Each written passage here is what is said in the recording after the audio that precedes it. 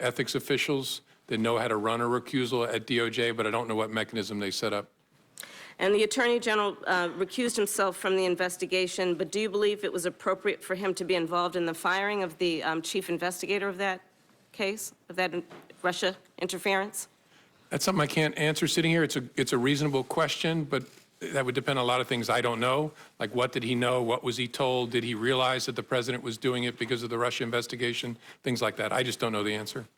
You've mentioned in your written testimony in here that the president essentially asked you for a loyalty pledge. Are you aware of him making the same request of any other members of the cabinet?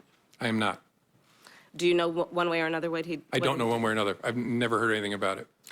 And you mentioned that you had the conversation where he hoped that you would let the Flynn matter go on February 14th or thereabouts.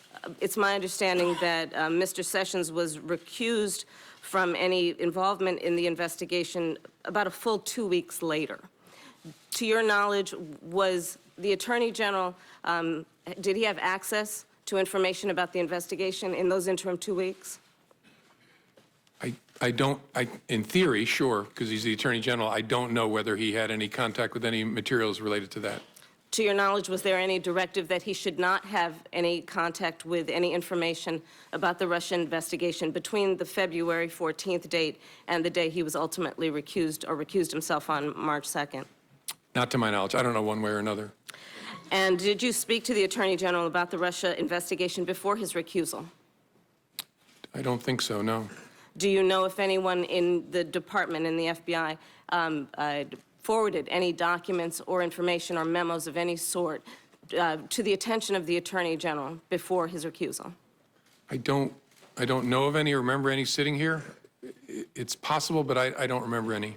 Do you know if the Attorney General was involved, in fact involved, in any aspect of the Russia investigation after his recusal on the 2nd of March?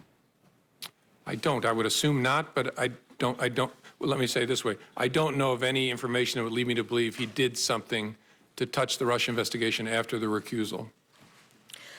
In your written testimony, you indicate that after you were left alone with the president, you mentioned that it was inappropriate and should never happen again to the Attorney General. And apparently he did not reply, and you write that he did not reply. What did he do, if anything? Did he just look at you? Was there a pause for a moment? What happened? I don't remember real clearly. I have a recollection of him just kind of looking at me, and there's a danger here I'm projecting onto him, so this may be a faulty memory, but I kind of got, his body language gave me the sense like, what am I going to do? Did he shrug? I don't remember clearly. I think the reason I have that impression is I have some recollection of almost an imperceptible, like, what am I going to do?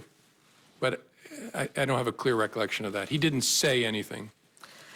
And on that same February 14th meeting, you said you understood the president to be requesting that you drop the investigation. After that meeting, however, you received 2 calls from the president, March 30th and April 11th, where the president talked about a cloud over his presidency.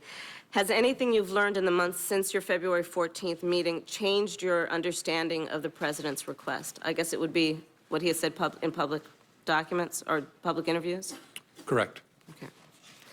And is there anything about this investigation that you believe is in any way biased or is not being informed by a process of seeking the truth? No. The appointment of a special counsel should offer great, especially given who that person is, great comfort to Americans, no matter what your political affiliation is, that this will be done independently, competently, and honestly. And do you believe that he should have full authority, Mr. Mueller, to be able to pursue that investigation? Yes, and knowing him well over the years, if there's something that he thinks he needs, he will speak up about it. Do you believe he should have full independence? Oh, yeah. And he wouldn't be part of it if he wasn't going to get full independence. Thank you. Senator Cornyn. Thank you, Mr. Chairman.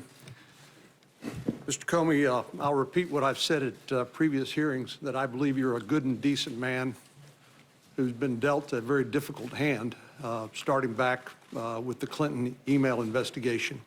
And I appreciate your willingness to appear here today voluntarily and answer our questions and cooperate with our investigation.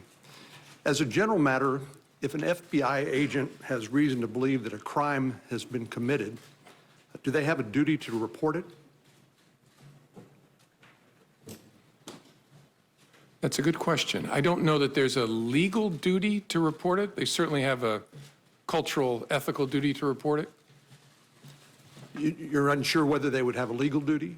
Yeah, it's a good question. I've not thought about it before. I don't know where the legal, there's a statute that prohibits misprision of a felony, knowing of a felony, and taking steps to conceal it, but this is a different question.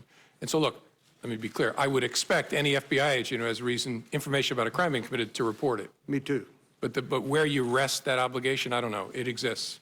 And let me ask you as a general proposition, if you're trying to make an investigation go away, is firing an FBI director a good way to make that happen? By that, I mean... Yeah, it doesn't make a lot of sense to me, but I'm obviously hopelessly biased, given that I was the one fired. I understand it's personal. No, given the nature of the FBI, I meant what I said. There's no indispensable people in the world, including at the FBI, that there's lots of bad things about me not being at the FBI. Most of them are for me, but the work's going to go on as before. So nothing that's happened that you've testified to here today has impeded the investigation of the FBI or Director Mueller's commitment to get to the bottom of this from the standpoint of the FBI and the Department of Justice. Would you agree with that? Correct. Especially the appointment of former Director Mueller is a critical part of that equation. Let me take you back to the Clinton email investigation. I think you've been cast as a hero or a villain, depending on the whose political ox is being gored at many different times during the course of the Clinton email investigation, even now perhaps.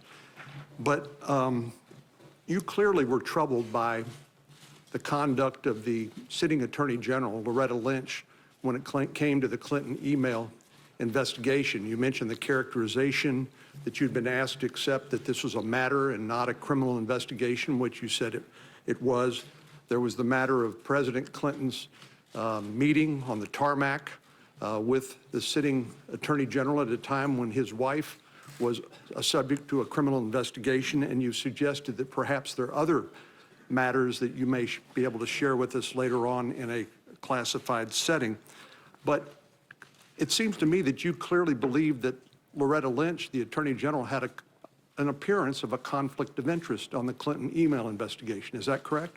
I think that's fair. I didn't believe she could credibly decline that investigation, at least not without grievous damage to the Department of Justice and to the FBI. And under Department of Justice and FBI norms, wouldn't it have been appropriate for the Attorney General, or if she had recused herself, which she did not do, for the Deputy Attorney General to appoint a special counsel? That's essentially what's happened now with Director Mueller. Would that have been an appropriate step in the Clinton email investigation, in your opinion? Certainly a possible step, yes, sir. And were you aware that Ms. Lynch had been requested numerous times to appoint a special counsel and had refused? Yes, I think members of Congress had repeatedly asked, yes, sir. Yours truly did on multiple occasions.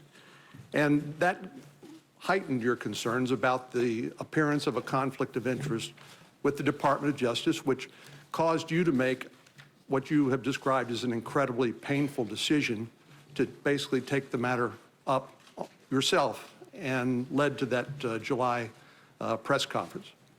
Yes, sir. After the former President Clinton, met on the plane with the Attorney General, I considered whether I should call for the appointment of a special counsel, and I decided that that would be an unfair thing to do because I knew there was no case there. We had investigated it very, very thoroughly. I know this is a subject of passionate disagreement, but I knew there was no case there, and calling for the appointment of a special counsel would be brutally unfair because it would send the message, aha, there's something here. That was my judgment. Again, lots of people have different views of it, but that's how I thought about it. Well, if a special counsel had been appointed, they could have made that determination that there was nothing there and declined to pursue it, right? Sure, but it would have been many months later or a year later. Let me just ask you to, given the experience of the Clinton email investigation and what happened there, do you think it's unreasonable for anyone